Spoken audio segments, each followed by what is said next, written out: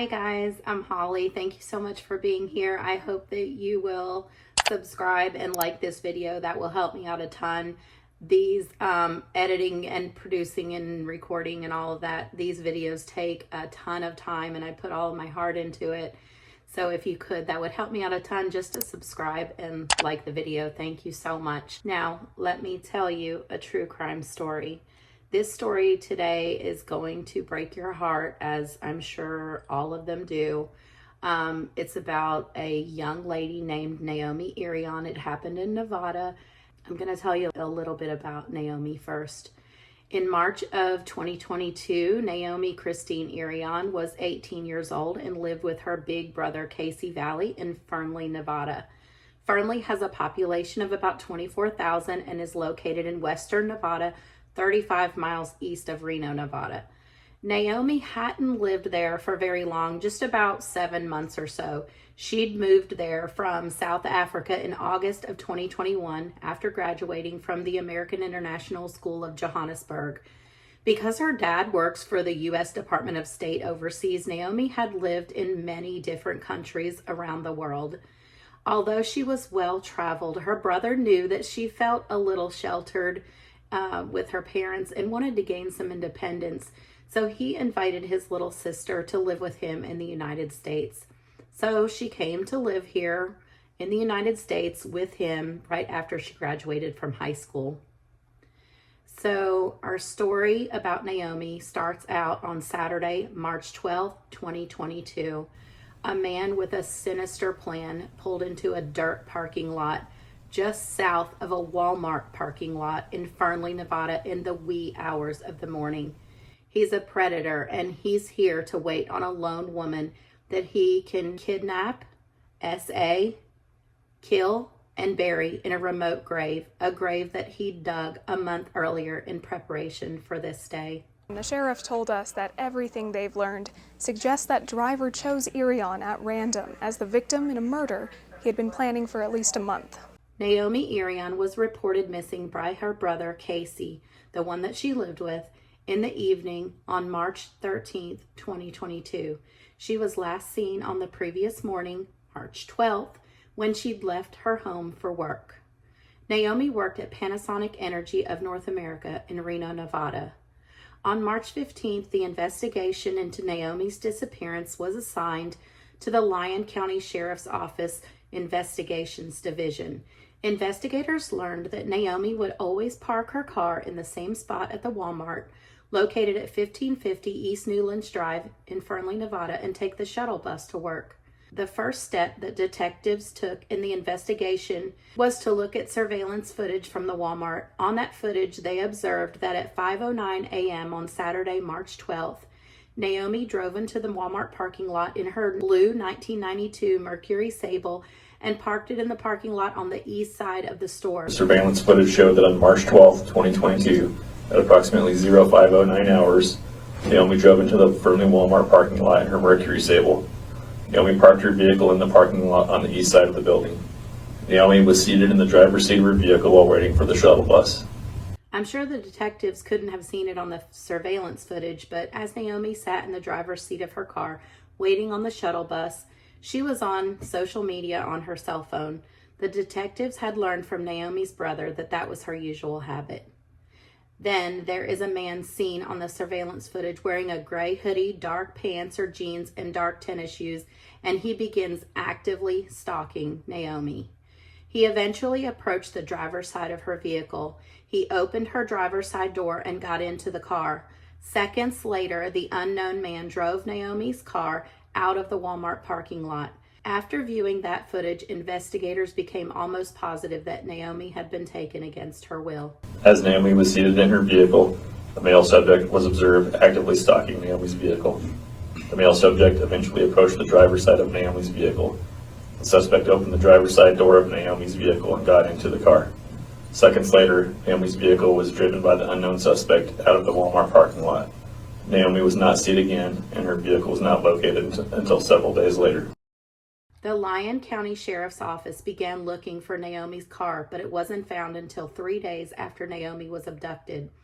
On March 15, 2022, Her car was located in a dirt parking lot on the east side of Duffy Road between a Lowe's Home Improvement and a Sherwin-Williams paint factory. This location was only a half a mile from the Walmart that she'd been kidnapped from. Naomi's car was seized as evidence and was taken to the Forensic Science Division of the Washoe County Sheriff's Office to be processed by forensic technicians. Meanwhile, detectives were also conducting emergency location pings of Naomi's cell phone. Sadly, there was no location data available for Naomi's phone. Detectives determined that her phone had been turned off on the morning of March 12th, the very morning of her abduction. There was also no further activity on her social media accounts or her financial accounts. The video surveillance footage from Walmart was also studied and analyzed in order to get more information on the suspect that had gotten into Naomi's car and taken her away. It was determined through triangulation using reference points that the suspect was between 6 foot and 6 foot 3 inches tall. In addition to the invaluable footage from Walmart, detectives were able to get additional video surveillance from businesses in the area. Thankfully, they were able to get their hands on video footage that showed Naomi's Mercury Sable being driven southbound on Duffy Road on the afternoon she was kidnapped. At 3:31 p.m., someone parked her car in the dirt lot between Lowe's and the Sherwin-Williams paint factory. An unknown man can be seen on the video walking away from her car. He walked southbound on Duffy Road. Not even 45 minutes later, at 4:12 p.m., a grayish-blue Chevy pickup truck could be seen on video driving on Duffy Road. The truck parked near Naomi's car, and the driver of the truck got out, walked to Naomi's car, got in it, and repositioned her car in the parking lot. He then got out of her vehicle and left in the Chevy truck. Detectives took screenshots of the truck from that surveillance footage so that they could attempt to identify the truck and its driver, since they now strongly believe that the driver of the truck was involved in the disappearance of Naomi Irion. The screenshots of the truck were released to the public. Detectives had those screenshots analyzed by Chevrolet dealerships in the area. Each Chevy dealership analyzed the photos independently. They found that the truck in the screenshots taken from the video surveillance had some unique and distinct features. It was determined that the truck had 4 doors with chrome door handles, partially chrome-wrapped rear-view mirrors, roof-mounted fog lights, chrome running boards, chrome rims, a gold-colored Chevrolet emblem on the front bumper, a rear sliding window, and color-matched front and rear bumpers. Several of the dealerships that analyzed the photos of the truck identified it as a metallic blue or metallic gray 2020 to 2022 Chevy High Country 2500 or 3500. Now that detectives had this crucial information, they were able to go to the Nevada Department of Motor Vehicles and obtain a list of the trucks that matched that description in western Nevada. Their inquiry returned several hundred possible matches. The list was narrowed down by eliminating trucks that were not the color of the suspect's truck. Then the list was further narrowed down by eliminating trucks that had different chrome packages or different rims, etc. than the suspect truck. Detectives discovered a truck registered to an address in Silver Springs, Nevada that was registered to a Troy Edward Driver. A check of his driver's license indicated that Troy Driver was a 41-year-old white man who was 6 foot 3 inches tall and weighed 215 pounds.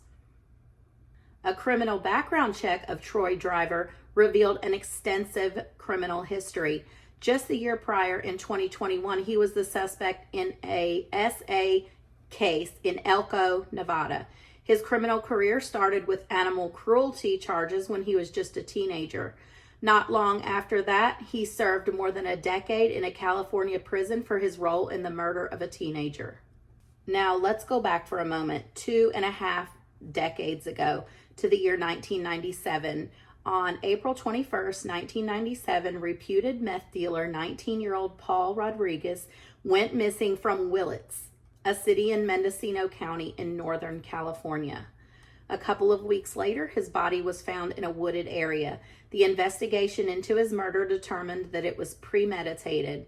Paul Rodriguez was lured by his 17-year-old girlfriend, Alyssa Moore, to 17-year-old Troy Driver's home where he lived with his parents. The Driver home was located off of a rural road in a remote area. It was there that his then girlfriend Alyssa Moore shot her boyfriend Paul Rodriguez in the head with a shotgun. After that, Alyssa Moore, Troy Driver, and another teenager who'd been present for the murder, 19-year-old Carl Jelinski, dragged Paul Rodriguez's body to his car. They drove his body 55 miles away and disposed of it in a heavily wooded area. The teens then took the victim's car to another area and torched it. Troy Driver's 19-year-old sister was also present during the planning of the murder and pleaded guilty to being an accessory to the murder. Prior to killing Paul Rodriguez, the teens had also gone on an armed robbery spree, stealing cash and cigarettes from different stores. Troy Driver pleaded guilty to robbery charges, firearms charges, burglary, and accessory to murder after the fact. He was tried as an adult for his part in the murder and was sentenced to 15 years in prison. In 2012, he was paroled from a California state prison, and his parole was soon transferred to Nevada. 3 years later, in 2015, his parole was completed and he was no longer under supervision from the state of Nevada. So back to the case of Naomi Irion. Simultaneous to the investigation being conducted and looking into Troy Driver, searches for Naomi were being carried out. Members of local, state, and federal law enforcement agencies, along with volunteers and average citizens, were looking for Naomi. Volunteers brought with them walking sticks, binoculars, metal detectors, and even their pet dogs. Many were on foot and some were on ATVs. They looked for any scrap of evidence or any clue that might lead to Naomi's whereabouts. Authorities asked searchers to look out for a gray hoodie, truck tire tracks, and cigarette butts. They were told not to touch any potential evidence. Naomi's brother was hoping for her iPhone to be found. A GoFundMe fundraiser was started by Naomi's family.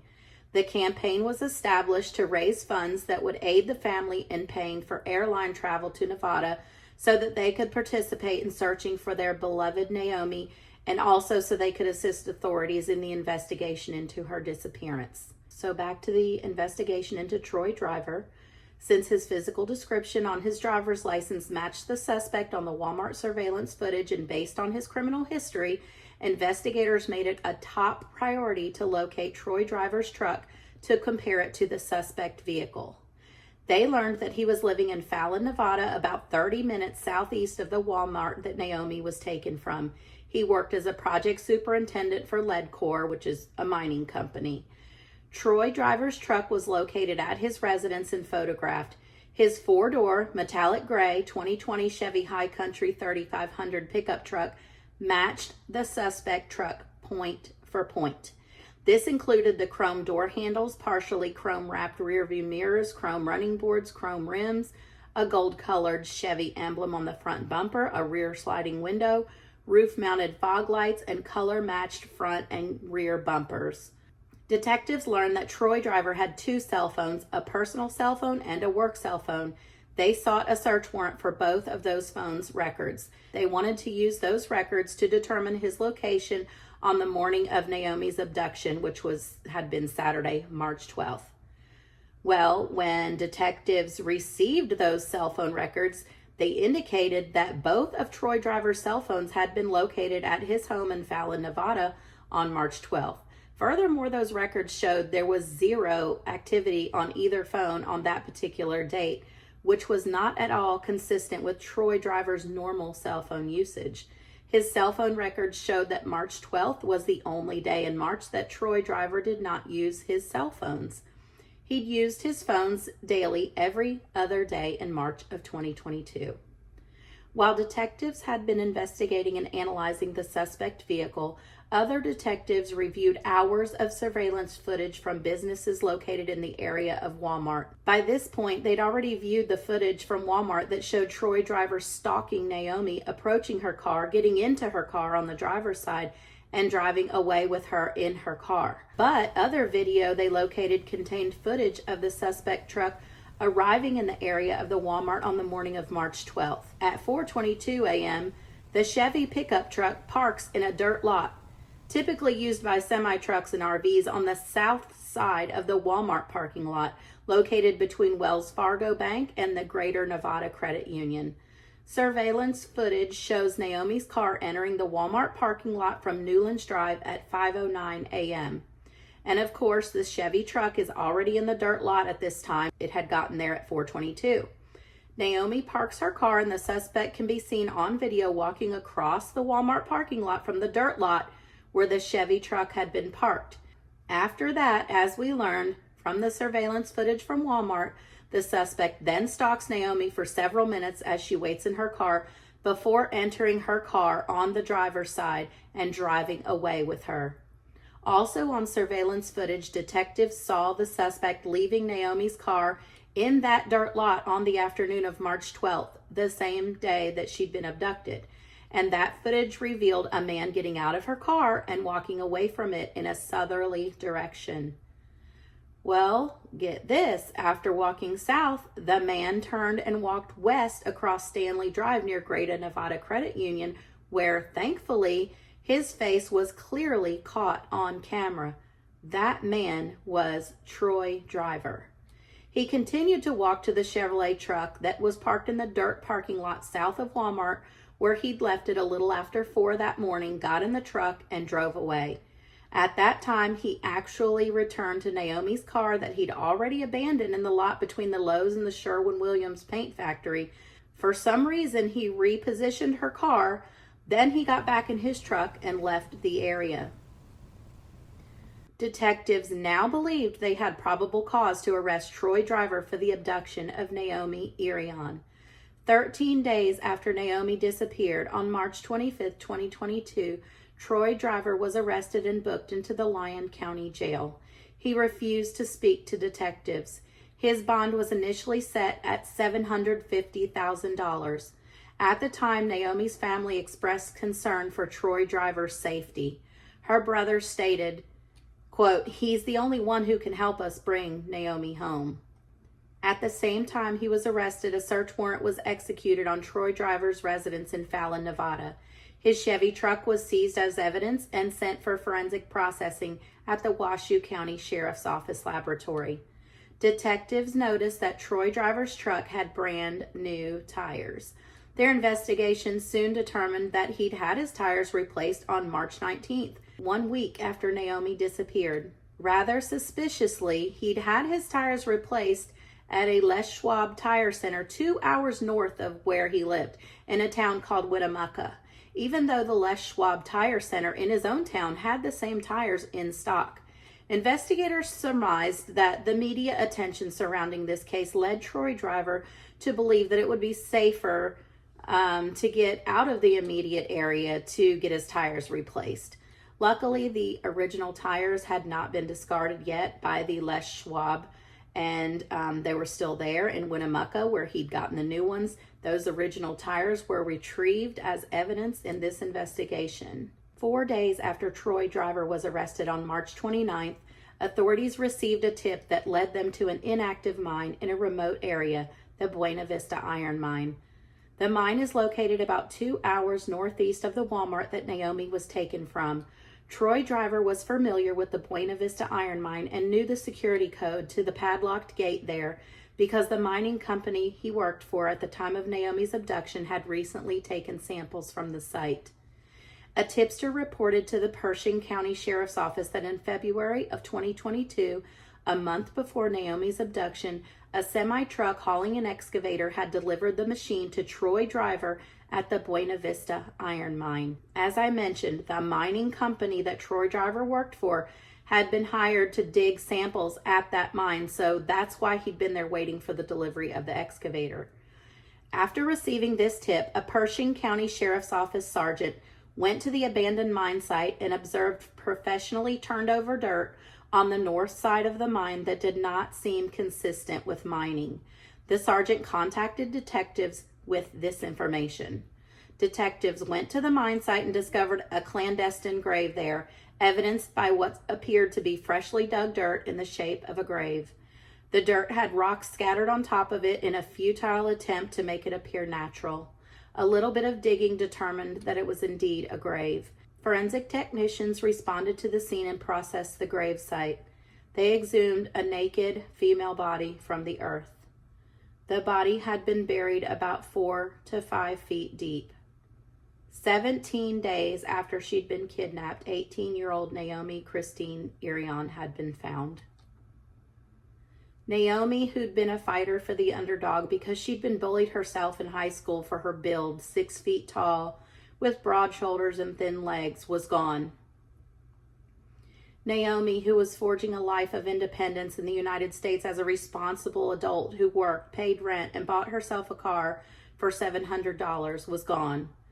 Naomi, who talked about moving to Reno and studying psychology in the near future, was gone. Naomi, a beautiful, young, innocent soul with so many plans, hopes, and dreams for the future, was gone. Naomi had suffered 2 gunshot wounds, one to the head and one to the chest.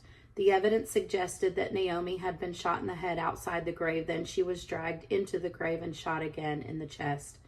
Naomi's body was transported to the Washoe County Medical Examiner's office, where an autopsy and an SA examination were conducted. Authorities discovered excavator track marks at the area of the gravesite and tool marks left by the excavator shovel located at every depth of the grave, which of course were indicative of the grave having been dug by an excavator. Tire impressions from Naomi's car were found at the gravesite, as well as tire impressions from the original tires that had been on Troy Driver's Chevy truck on the day Naomi was taken. On April 1st, 2022, Troy Driver was charged with open murder with use of a deadly weapon, robbery, vehicle burglary, and destruction of evidence. And to my understanding, charging someone with open murder just means that the prosecutor is leaving it up to the jury to decide whether or not the homicide was first-degree murder, second-degree murder, or even manslaughter. Months later, DNA results came back that had been taken during Naomi's autopsy. Those results confirmed that Troy Driver's DNA was located on and inside of Naomi. Swabs taken from Naomi's hands indicated that they contained DNA from Troy Driver with a certainty of 78.55 septillion. And just for reference, 1 septillion is a 1 septillion is a 1 followed by 24 zeros. And so let me repeat that. Swabs taken from Naomi's hands indicated that they contained DNA from Troy Driver with a certainty of 78.55 septillion. Rectal swabs taken at Naomi's autopsy indicated that Troy Driver's DNA was present on those swabs with a certainty of 1 and 373.6 sextillion. And for reference again, 1 sextillion is a 1 followed by 21 zeros. Troy Driver had not only murdered Naomi Irion, but the DNA results confirmed that he had also SA'd her. Therefore, on July 20th, 2022, Troy Driver was charged with the SA of Naomi Irion. And that's where I'm going to leave off for part 1 of this story. In part 2, I'll tell you about what happened to sweet Naomi and about additional evidence against Troy Driver and more. Thank you so very much for listening to Tell Me a True Crime Story and for being here. I wish you all and your family great health and happiness. And please join me next time when I'll tell you another true crime story. Big hugs to all of you.